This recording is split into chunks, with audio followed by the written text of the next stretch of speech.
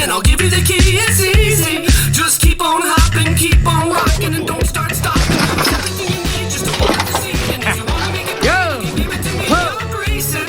I believe for you, you wouldn't believe what I see in you. So don't stop, don't let the dream drop off. Hold up and make it lovely, make it real, and make it yours. Don't stop.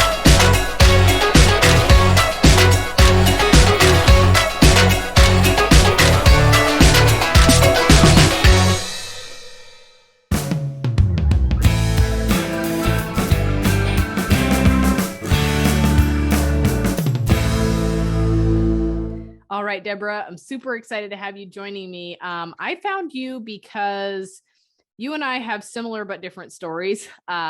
We both had children that had some diagnoses that we needed to sort out. And I think if anybody has been a listener of my podcast, I have brought it up several times what got me into nutrition and sent me down a crazy nutrition rabbit hole that I'm probably never going to get out of. It's going to be forever, right? That I'm dealing with it. Probably the same with you. But nutrition literally not only saved my child's life, it saved my whole family's life, including myself. And so now I am loving talking to people like you that have similar stories and can kind of attest to how important so many of these factors that are not getting figured in are when it comes to diagnoses with our children. Absolutely. So before we get going too crazy here, I always have my guests tell a little bit of their story and their journey and what got them going in the direction that they're going. Yeah, you bet. So thanks so much for having me on. I love getting to chat with people with the commonalities as well that have been down this, as you call it, the rabbit hole, because it is quite a rabbit hole. And you're right, you'll never get out, but that's okay because that's a good thing. We don't actually want to get out. My journey with the nutrition side of things, I've been in the health and wellness industry since I was in my 20s, so I won't tell you how long that was because I don't want to age myself, but it's been a long time. But I had my son and he was diagnosed at the age of 2 with an autoimmune condition. And we were told, yeah, nothing you can really do. There's no good treatments for this. You're just going to have to learn to live with it. Yeah, it'll probably get worse, but it's livable. And that just felt not right to me. Like, here's this little 2-year-old, and how is it that his immune system is attacking his own body? And this is just, we carry on with life. So that began my journey down the rabbit hole of Dr. Google to begin with, which can be very overwhelming and confusing, right? A lot of time spent there. A lot of wild goose chases, so to speak, a lot of snake oil. But I started to see a pattern of people talking about autoimmunity and diet and gut health. And so this just sort of started feeling pretty cool to me. I thought, you know what, food is something that I can change. It's something that I have power over as a mom in my home. It's non-invasive. There's no horrible side effects to it. What do I lose by trying it? Nothing. So at the same time, as happenstance would have it, I had a new meditation teacher who introduced me to a functional medicine doctor here in Calgary. And the first thing he did was put us on the specific carbohydrate diet. So very similar to the GAPS diet, which we were chatting about before. The direction of it is to heal and seal the gut so that can help the immune system get better. So I cried in my car for about an hour when I left that appointment, when I learned what we were going to have to do. But I did it. I went home, ripped off the Band-Aid, threw everything away, and jumped in. And a couple of months into it, probably, we started to notice like his immune system was getting better, because he used to be that kid that, like, if he crossed paths with the neighbor down the street and the neighbor sneezed, like, he had the cold the next day and he'd just get over it and then he'd have another one. So as soon as we changed the diet, that started to improve. And within a year, then the autoimmune condition actually started to reverse itself. And for his privacy, I don't say what that particular condition was, but there was a physical sign that you could see it reversing itself. So yeah, even my family doctor was like, holy crap, what are you doing? Because this is working and I need to know about it. So that had me absolutely sold. And as you say, my whole family, he's an only child, but we all did it because that's the best way to do it. If you're going to do it, the whole family do it. And boy, did my health benefit from it. Like things that I didn't even realize were really bothering me until they weren't there anymore. And I thought, holy moly, look at that. And I will never, ever go back to the way that we used to eat all the time. I love every portion of this because it's totally my story, right? I remember driving home and being like, oh my gosh, how am I going to do this? My husband is going to kill me, blah, blah, blah, like all these things. And then I remember coming home and standing at the kitchen island and being like, okay, honey, we're going to do this GAPS diet. And this is why. And he was like, this is going to cost so much money because, quality food is expensive. Yeah. And I literally did like you. I ripped off the Band-Aid. I got rid of everything. I purged my whole house. And when I started reading labels, it blew my mind what was in stuff. I had always read them before, kind of, Yeah. I mostly read the nutrition information, how many carbs, how much protein, all of that. I never really looked at what was actually in it. The only thing that my brain was really trained to look at was like red number 40 or blue dyes. The rest of it, sugar. How about sugar? The rest of it, I had no clue. And sugar has like 10,000 million names for it. I mean, really, legitimately. Yes. And I remember telling my husband, we're going to do this. And he's like, how are we going to afford this? And I said, how can we afford not to? Right on. Yeah. How can we afford not to? Because this is not just a financial thing. There's a lot more to it that we have to afford if we don't. Right on. Yeah. And if this could be the one thing that's going to make a difference, right? How exactly as you say, how can you afford not to? How can you not give it a try? And I don't know, where you live, but as you say, the consequence down the line, if you end up having to do medications and things like that, can be way more expensive over the long term than making the shift in diet. Absolutely. And so you brought something very important up there, and that was that healing the gut. And I think that now, obviously, my listeners on this podcast, they know that I preach about gut health and how it is related to everything. But can you tell me a little bit of your findings in this journey about gut health?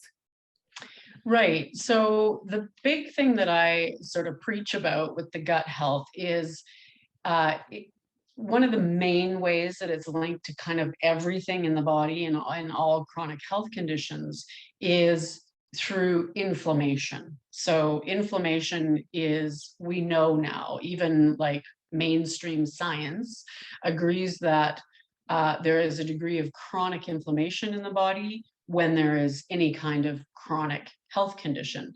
So one of the main sources of that chronic inflammation is an unhealthy gut. So that comes from a couple of different places in relation to the gut. One, from the microbiome itself. So you probably have talked to your listeners about, the microbiome and all the little critters that live in there, the little universe that lives inside our intestines. But what's fascinating about those critters is that they are actually communicating with our body and having like a two-way conversation with our body. And so when we get an imbalance in those little critters, and we have more of the opportunistic and pathogenic species, those guys, it's amazing how intelligent they are. They are sending signals to the body to create the kind of environment that helps them thrive. Unfortunately, that doesn't help us thrive. So they can send signals to the brain to increase inflammation in the body and in the gut, because that helps them to procreate and continue to survive. So that's working against us. Whereas the good guys, the beneficial species, are sending signals to the brain to help bring down inflammation. in the body. So that's where, the micro balance, that, one very small, tiny piece of the microbiome balance is so important to inflammatory responses in the body, and therefore that chronic health condition. Now, the other thing that these guys do is they are extremely important in the digestion of our food. So they help with breaking down our food, but they also keep our intestinal cells healthy. So the cells that line your intestinal tract are a very specialized type of cell. And I call them, I'm writing a book at the moment. In the book, I've developed this analogy of these cells, they're called enterocyte cells, as being like bouncers at a nightclub. So they're very selective about who they let out into the body party, right?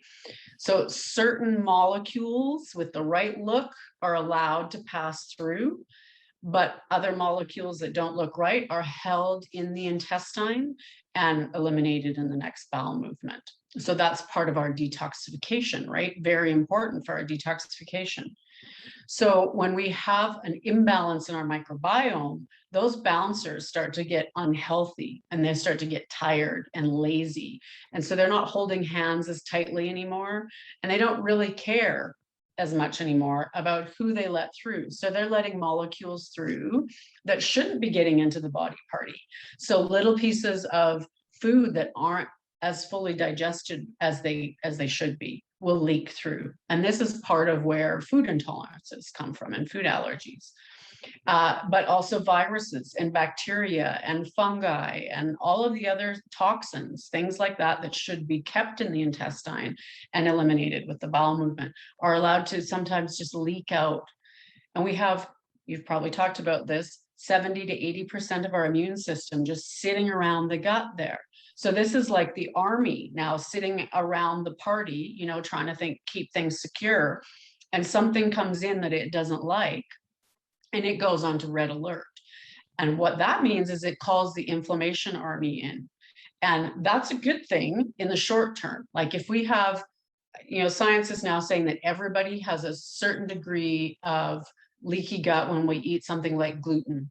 Like whether you're intolerant or not, it'll cause you to have a short period of leaky gut because it increases zonulin in the gut. And that opens up the bouncers. And so they'll let some things through. So if that's just every now and then for you, and the inflammation comes through and walls it off and surrounds it, and then your lymphatic system and everybody else can get rid of it, then that's good. That's what we want to have happen. But when it's going on day in and day out and day in and day out, that's a lot of inflammation happening. That's an immune system that's overworked and overburdened, and a lymphatic system and detoxification system that's also getting overworked and overburdened. So we've got this inflammation going on, and we're taxing our other bodily systems while we're doing it.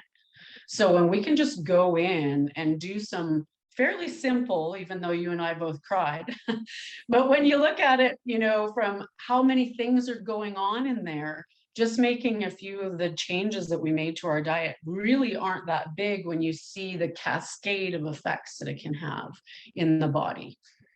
Yeah, it's a huge big picture. And I know you said it took you about a year. For us, it was about 16 months. Now, I'm not going to say that it was 16 months before we saw results, right? Yeah. That was not the case. But in order to really heal, you have to take time. It's not an overnight thing. And so what we didn't need a regression in our progress, right? And so that's a place where I see so many people go wrong, because they're like, oh, things are like 3 or 4 weeks in, things are going good, things getting better, you're getting an improvement, and we're done with the diet. It's over. We're going back. Did what it needed to do. Yeah. Then you're just totally reversing the progress, because it takes time to heal a wound. And so if that wound is only partially healed and it's got a big scab on it, and you rip that scab off, then all of a sudden you have a big, bloody, nasty wound. And now it has a little bit of a scar on it too. So I think that a lot of people don't realize that a lot of these things take time and they take dedication before you can see a final result. So that was what I was really fortunate to find you, because we were talking about it off of the recording here, and there are so many kids now that are being, I feel like, wrongly diagnosed of things, right? Maybe they have something underlying going on, but there's one of the big common ones. Now we've got a lot of other things that we're working with as well. Like you were working with autoimmune. There's a lot of that common now, a lot of autism and stuff, a lot of neurobehavioral issues. But in the scheme of things, one of the major diagnoses and undiagnosed things is ADHD. Yes. Pretty much every kid I know, parents are talking to me and they're like, oh yeah, my kid has ADHD. Yeah. Well, that seems to be this term that is thrown around very lightly these days.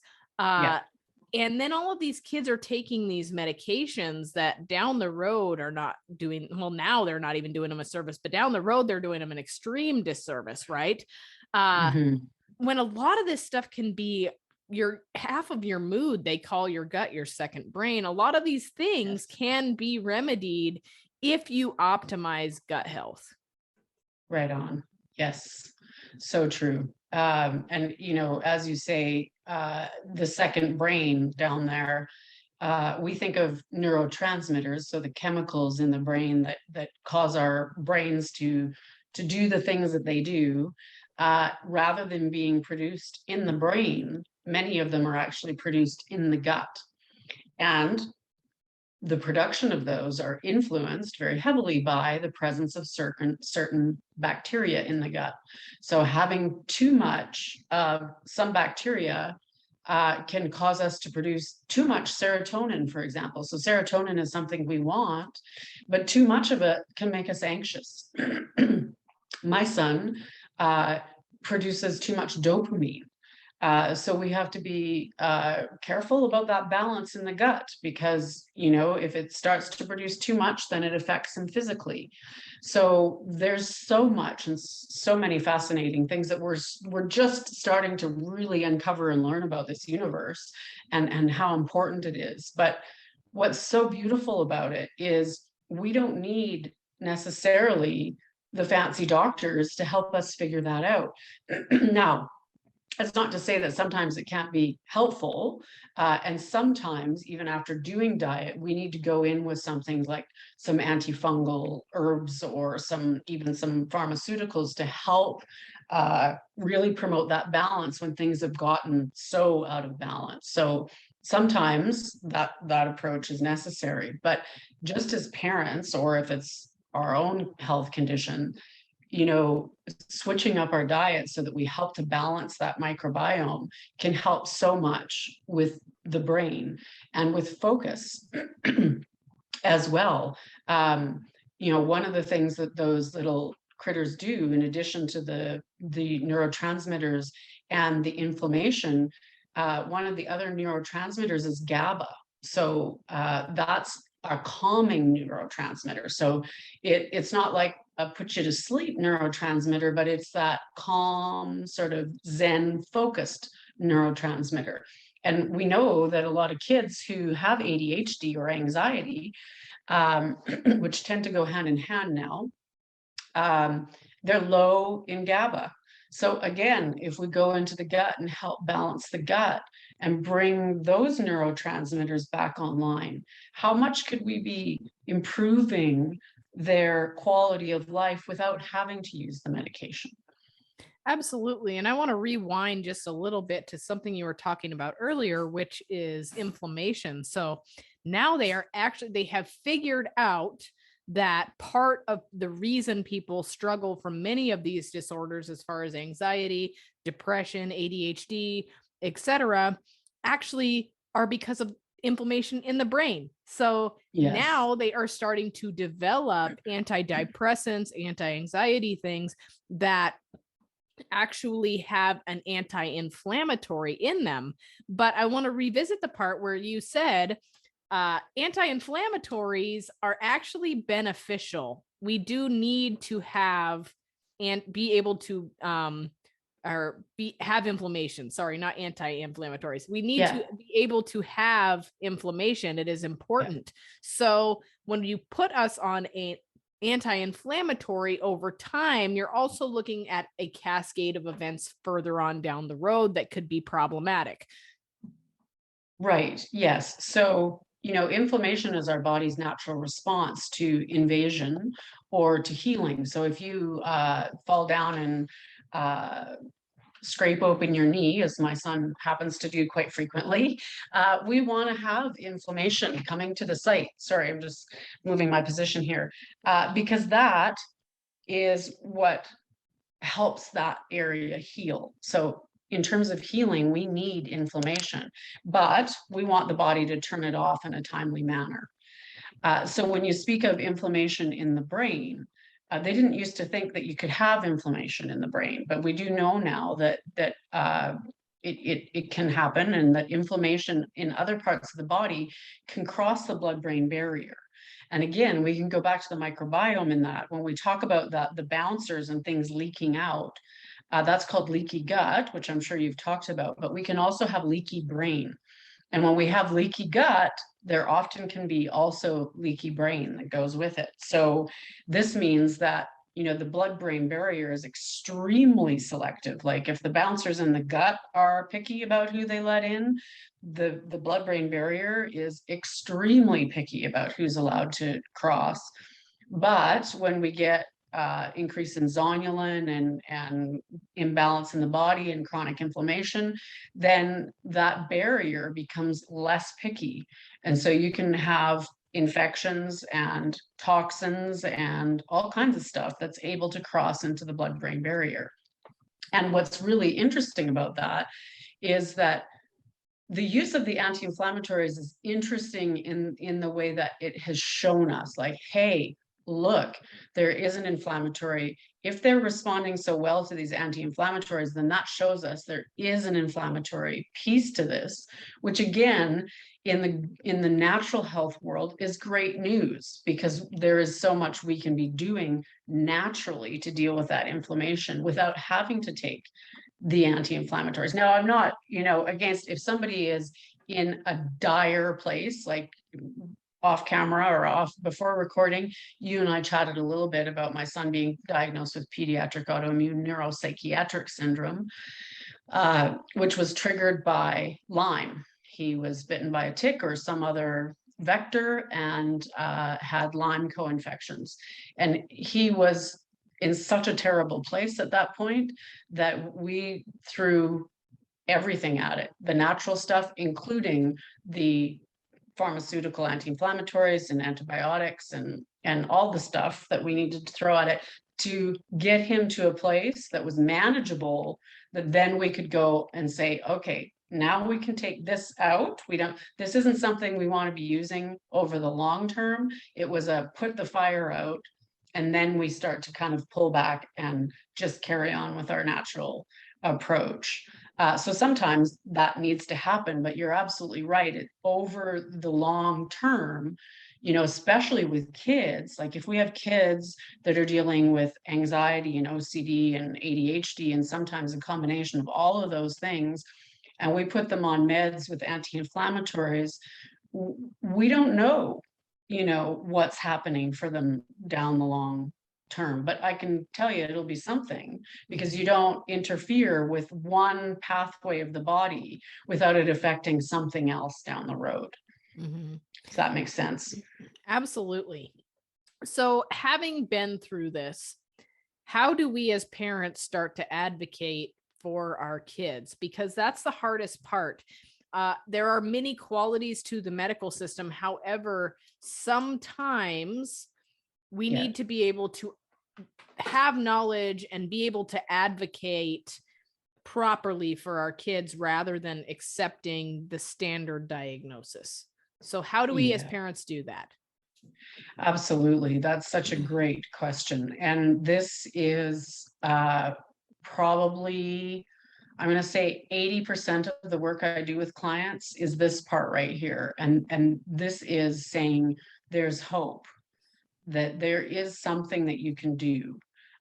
You might not be able to cure it or 100% reverse it, but you're going to be able to have an impact on it. So even if you're told there's nothing you can do, as I was, there is something that you can do, and you have so much power in your own hands as a parent. So the first step is owning that and knowing that you have that power, because the medical model that we have is a very disempowering one. You know, we're to bow to the almighty authority of the doctors and what they tell us, which again, they have their place, but we also have to know and say, okay, but what else is there? Like, what if I could try some of these things and they could help? And what do you have to lose by giving some of this a shot? So when I work with parents, they'll often say, you know, should I, you know, talk to my doctor and tell them we're doing this diet? And I never want to say, you know, don't talk to your doctor, don't say that you're doing something with your doctor, but there is no harm to it. And all your doctor is likely to do is poo-poo it and tell you it's not going to do anything. They'll just, you know, probably make you feel like you're silly for even thinking about it, right? With their nutrition degree that they have. Exactly. Yeah. So, you know, it's just not part of the training. And, you know, there's a lot of really interesting studies out about the microbiome and the connection to the whole body, including the brain. But you know, your family doctor is not reading all those studies. So for some parents who are really like that sort of warrior mom type, and they want to step into that role of educating, you know, they love taking in the studies and showing them. And that's great if that's the path you want to walk, but not everybody wants to do that. For most people, it's just about finding other resources that can help you with the natural approach to it, and trusted resources, because as you and I talked about, there's a lot of snake oil out there, right? So if anybody's promising you the moon and a cure, then, you know, be a little bit skeptical about it. But you know, if you can look at it and see a lot of testimonials, not only for that person that you're looking at, but in general, right? That was important to me, that I was seeing not only one dietitian or nutritionist talking about this and saying that, you know, they solved all these people's problems, but that in general on forums and on Facebook forums and things like that, I was seeing people talking about improvements that they saw from it. So, and that's another thing I really recommend to people, is connect with other parents who are going through a similar journey and are on a similar path in terms of using diet and natural approaches. So there's lots of stuff on Facebook.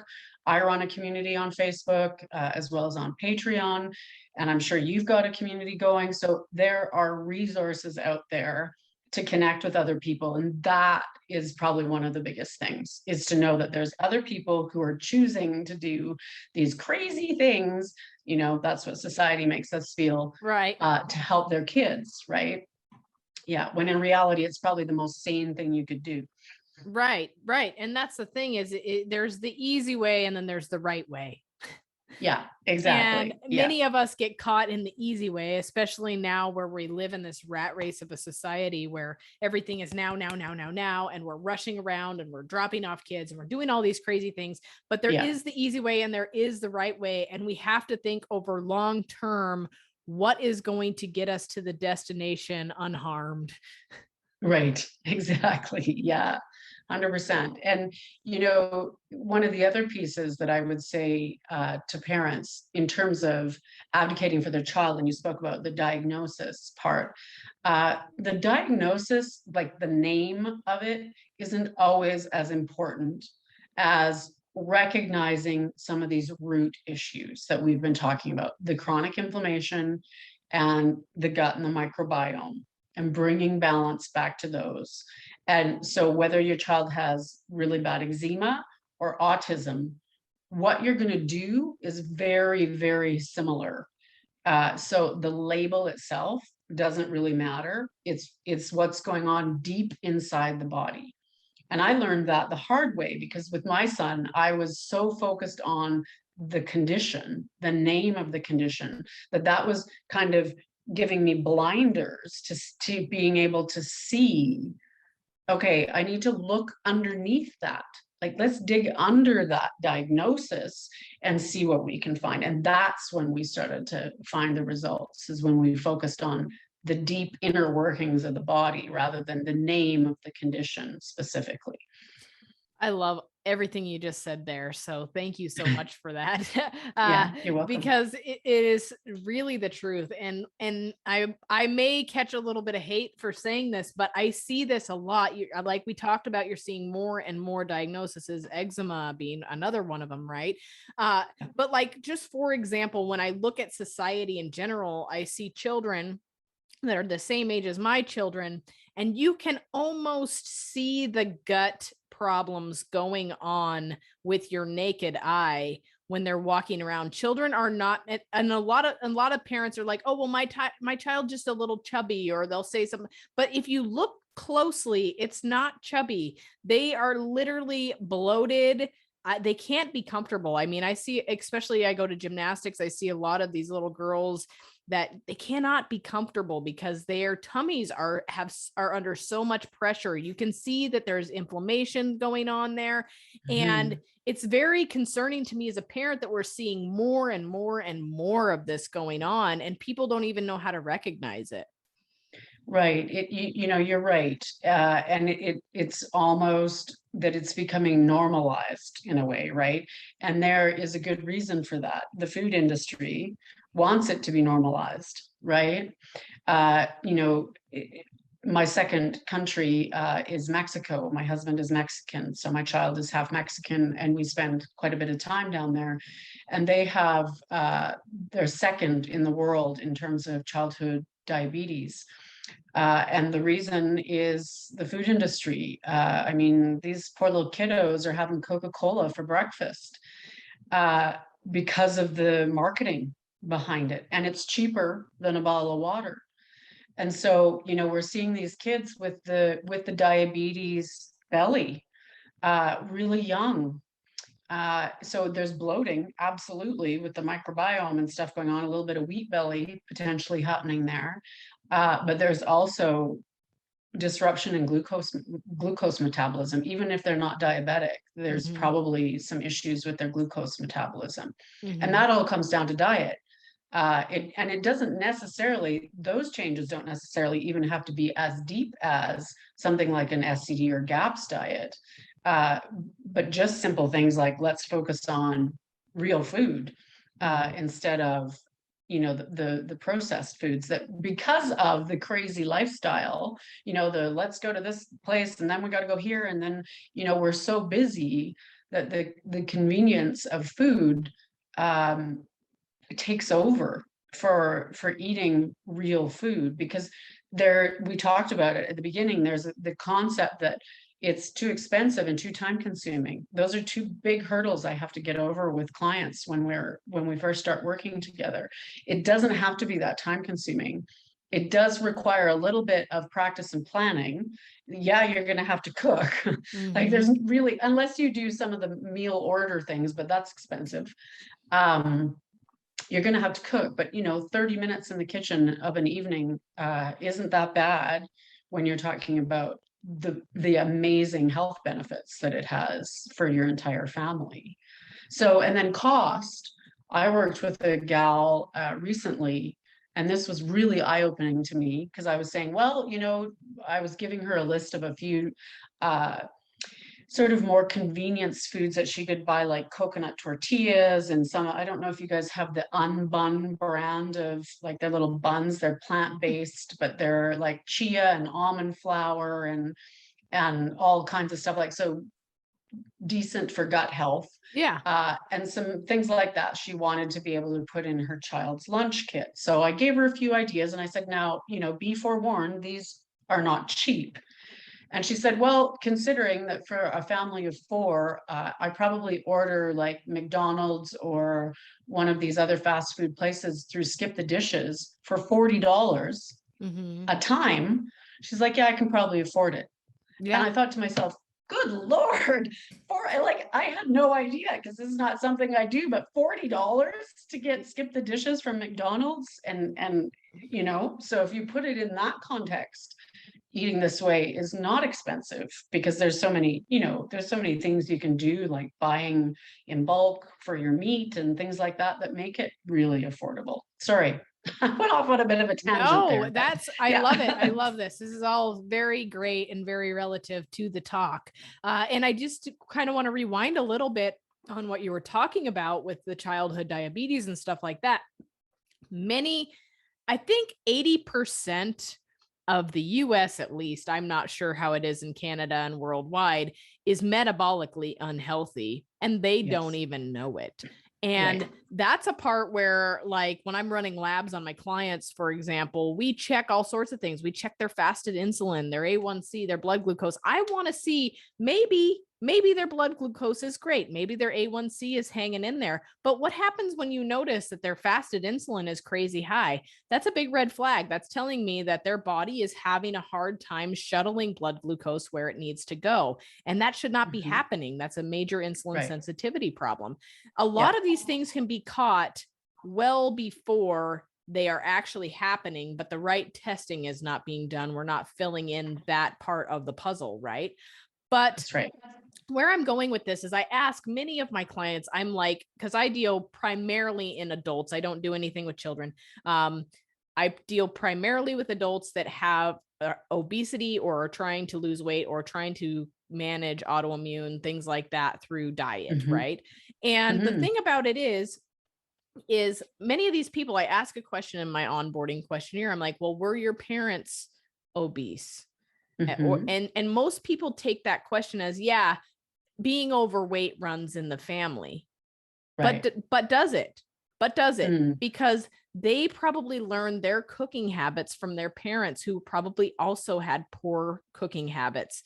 And so a lot of this is not necessarily a genetic thing, like the system is making it sound like, right? A lot of this may be the habits that we have inherited over time throughout our childhood. So I have a lot of parents where right now their kids might be skinny and look great and not have any issues, right? But down the road, what is going to happen when their child is exposed to these garbage foods and these pesticides and all of the sugar, like what is going to happen down the road? And that's what we need to be thinking about, because we want to be setting them up for success. If you are an obese parent or you're struggling with your health in some way, shape, or form, you don't want to subject your child to having that happen down the road. So you want to make sure that you are setting them up for success in their young years, so that they understand how to nourish their body and feed themselves well. Absolutely. And, the foundation, there's a lot of studies that show the foundation of a child's nutritional health is laid, within those first, I think it's 7 years of life. I can't remember the exact age, but, we're really paving the way for what their, future looks like in those first few years of life. And that's not to say that once they're past 7, just forget about it and feed them whatever, because the point is it's over. But, we're really laying this strong foundation at this early crucial time. And here's the thing about genetics that we don't get told by the system, is that there may be some, genetic link in there. But genetics aren't destiny. So let's talk about Alzheimer's, for example. You can carry the gene for Alzheimer's, but never develop it. You can also not carry the gene for Alzheimer's, but still develop it. So we are starting to learn through epigenetics that it's more than just the genes that we carry. So as you say, somewhere along the line, something triggers that gene to either turn on or turn off in a way that doesn't work for us. So our environment, our eating habits, the things we put on our skin, the air we breathe, what we cook, the pesticides, all of these things contribute to whether these genes are working in our favor or, get turned on in a way that works in our favor or against us. So exactly as you're saying, if there tends to be this familial heritage to it, then we want to be doing things that favor those genes in a good way, right? Just like autoimmune, we were told that autoimmune, when my son was first diagnosed with his condition, they said, well, somebody in your family must have it. Well, nobody in our family had that particular autoimmune condition, but autoimmune itself runs way back in our history. So does that tell me that, oh, well, we're just all going to have autoimmune, I guess? No, it tells me that there is something in our genetic vulnerability that we need to pay attention to and work with in terms of keeping our environment and our lifestyle and our diets healthy so that those genes aren't turned on, if that makes sense. Absolutely. I love it. So with that being said, the hardest part, and we can dive into this a little further because I do have some questions I want to pick your brain on here. The hardest part for most parents that is overwhelming is getting their kids to eat nutritious food. Most people are like, well, my kid will not eat that. What is your response to that? Yeah, absolutely. So this, how I work with people on this really depends on the age of the child. But I do work with some really extreme picky eaters. And the first thing for parents to understand is that the microbiome, we talked about how intelligent it is also very involved in picky eating. So if you have a child who is almost exclusively eating carbohydrates and sweets, it's the microbiome that's driving the bus. That's what's driving the cravings for those foods, because those are the exact foods that are void of any other nutrition, but really high in the sugars, because they all break down into sugar, whether you're feeding them the whole wheat bagel or just the plain white bagel, it all turns into sugar in the gut. And that feeds those opportunistic and pathogenic species. And then they get to multiply. They're having a party in there. The good guys depend on fiber and short chain fatty acids. And if we're not getting any of that in our diet, then they're getting completely starved out. So this really works in favor of the pathogenic species because they're really getting a leg up by driving the craving for only those foods. So sometimes, you can go in even deeper into this and say that the bacteria, some of the bacteria can actually hijack glucose metabolism and turn it into a morphine-like substance. So gluteomorphins, it's called. And that is just like it sounds. It's a pleasure chemical. It's like giving your child a shot of morphine in some way. It's addictive.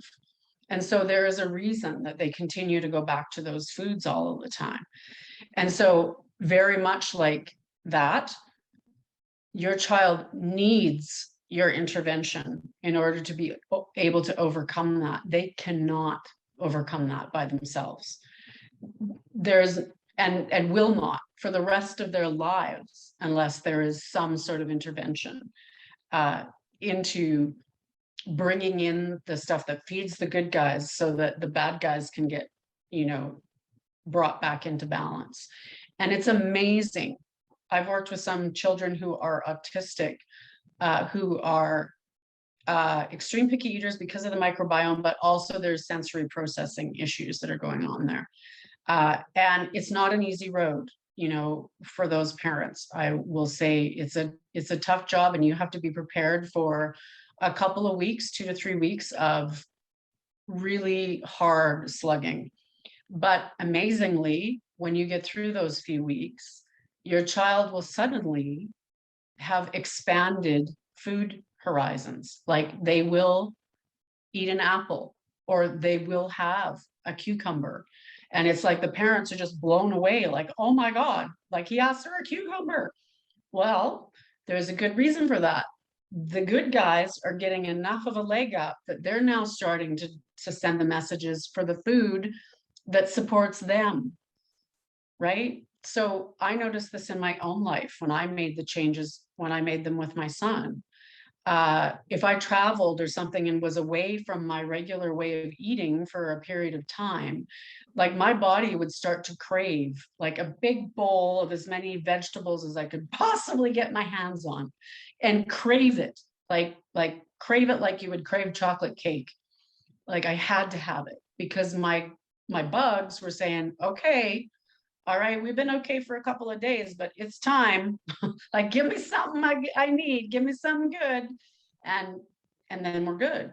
So it can happen. These changes over time can happen. So even in the most extreme picky eating situation, making the changes and just being committed and not giving in, that's the real ticket.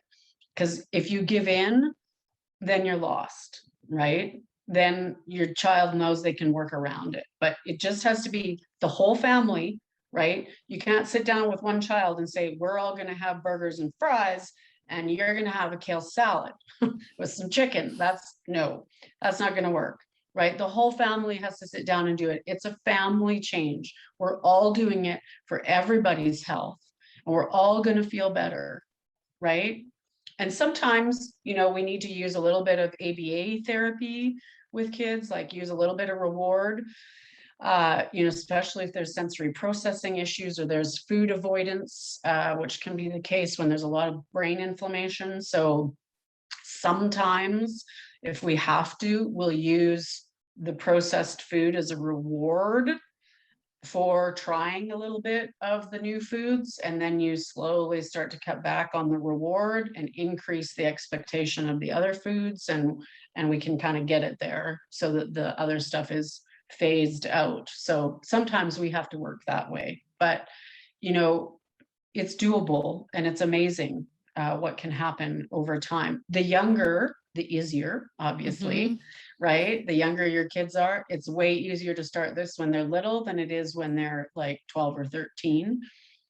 Yes. And that's something that I was going to bring up was so this is what I've found through my experiences with this over the last 6 to 7 years now, is that kids, like young kids, are easy. I mean, yes, the younger, the better. I mean, really. 100%. And they aren't going to starve to death. They will eat eventually. I promise you, you're not hurting them at all by saying, okay, well, this is your food. This is what you get. If they don't want to eat it, that's fine. They'll come back to it. I promise you. Yeah, 100%.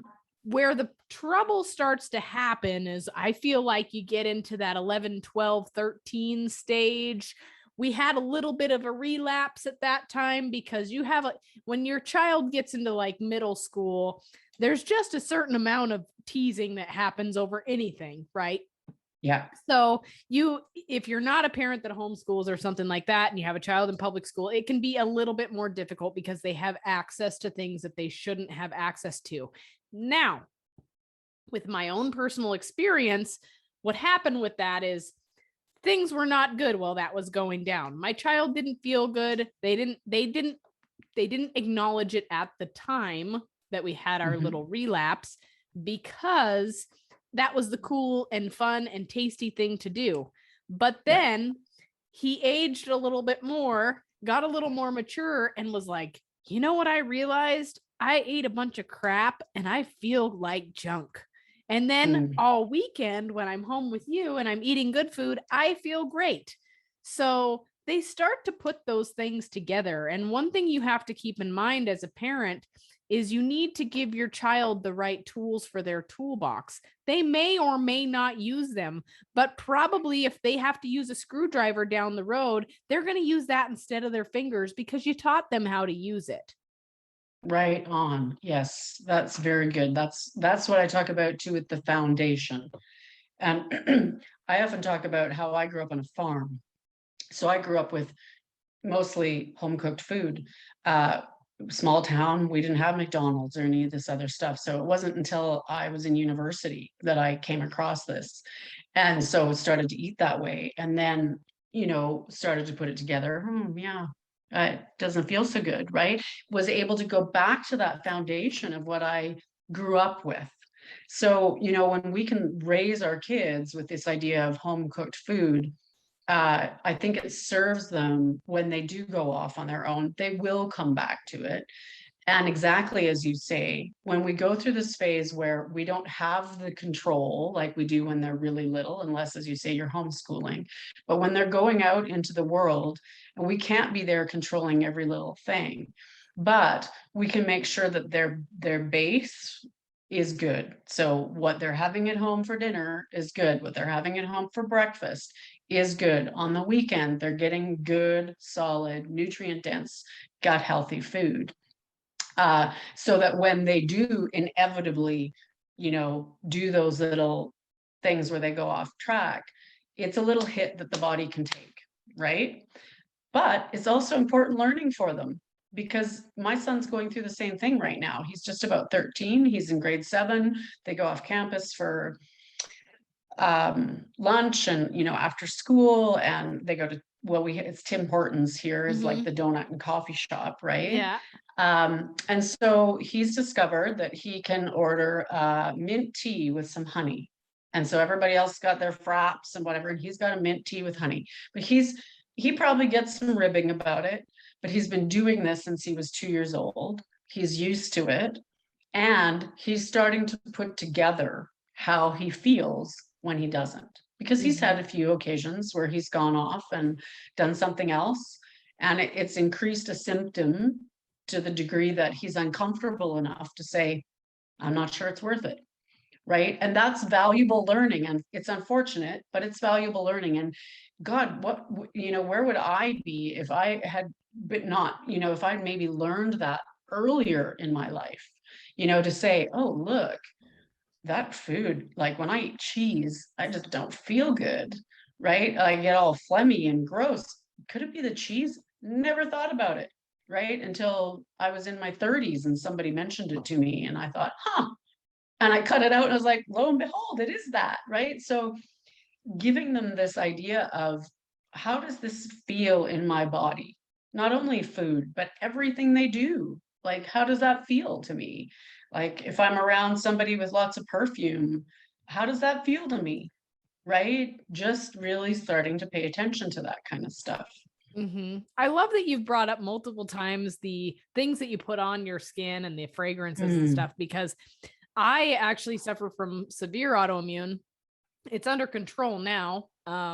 However, it wasn't always. And for a time, I was doing everything with my nutrition, right? I thought I had it figured out. I had my nutrition, my lifestyle all figured out, but still having problems. What's going on here? Well, then I started to put 2 and 2 together, and I eliminated all of these crazy things that we absorb through our skin. Yeah. And that was a huge game changer. Huge. Shows up in my lab work in every way. And it wasn't just a placebo thing. Okay. Yeah. And so I love that you bring that up as well, because I find that so many of the kids' products that are out there on the market are meant to be fun, right? We've got like cherry flavored raspberry detangler and like bubble bath, and we're just soaking our kids in these chemicals and we don't even realize it. Yes. Yeah. Putting them in a bathtub, letting the pores open up real nice. And then, putting a bunch of chemicals in there. Yeah. Yeah. It's what we put on our skin is very important. We absorb a lot through our skin. You can put medication on your skin in a patch, right? So that's got to tell you that your skin's going to absorb a lot of what's put on it, right? Hormone therapy is often rubbed on the skin, nicotine patches, things like that. So yes, it gets through the skin. So, and that's such a simple thing to change. Go to Whole Foods and there's lots of stuff that's more natural. Now, some of it's greenwash and it's not as natural as it could be, but it's a step in the right direction. It's better. I often refer clients to the Environmental Working Group out of the States. They have a great list of products that are safer in terms of the chemicals that they use in them, and they have a rating system, and it just makes it so much easier for people to figure out what to buy. And then cleaning products is a big one. The cleaning products we use are so full of terribly harmful chemicals, and that's such an easy swap, and you get to save money on the cleaning chemicals that you can spend on the organic food. So that's a bonus. So vinegar and water, That's all I Mhm. use in my house, vinegar, water, and a little bit of essential oil. And Mhm. that's really all you need. Yep, I love that. So, Yeah. Deborah, if there was anything that you wanted to get out into the world and tell parents or tell people that could be struggling with having a child with a diagnosis, what's the one thing that you would want to get out there? Again, it goes back to that hope piece of knowing that you have incredible power. Just in the things that we've talked about in this episode. So, eating real food, whole foods, looking at doing gut healing diets, protocols, cleaning up your environment in your home so that the things that touch your skin and the air you breathe in your home is as clean and organic as it can possibly be. And those things on their own are huge. They're triggers for autoimmune and for inflammation in the body. Diet, chemicals, environment, all of these things. So if we just do the simple things of eating real food, breathing clean air, putting clean products on our skin, getting out into the sunshine, moving our bodies, just the basics, you'll be amazed at what you can actually do for your child and for your family. It doesn't take much. I love that you said that, because the thing about it is we can't ever be perfect, right? We are going to be exposed to things we don't want to be Yeah, exposed to. There are times when things just can't be perfect, but if we control the factors that we can control, when we can control them, we are going to be so much further ahead in the game. 100%. And I love that you said that, because it is not about fear mongering or becoming obsessed about everything that you come across having to be 100% natural all the time, or the sky will fall. It's about doing what we can do, recognizing where we have control and where we need to let go a little bit, Mhm. um, finding that balance. It's absolutely findable. And just doing that removes so much burden from the body that then it's able to start to find its way back to balance again. I love it. Well, if my listeners want to come find you, where do they do that at? Yeah, so they can find me. Best place is my website. There's tons more information on my website. I made my website like you can go there and get all the information you need without having to pay me anything. And then if you want to actually dig in and work, then we can do that. So it's kidshealthrevolution.com.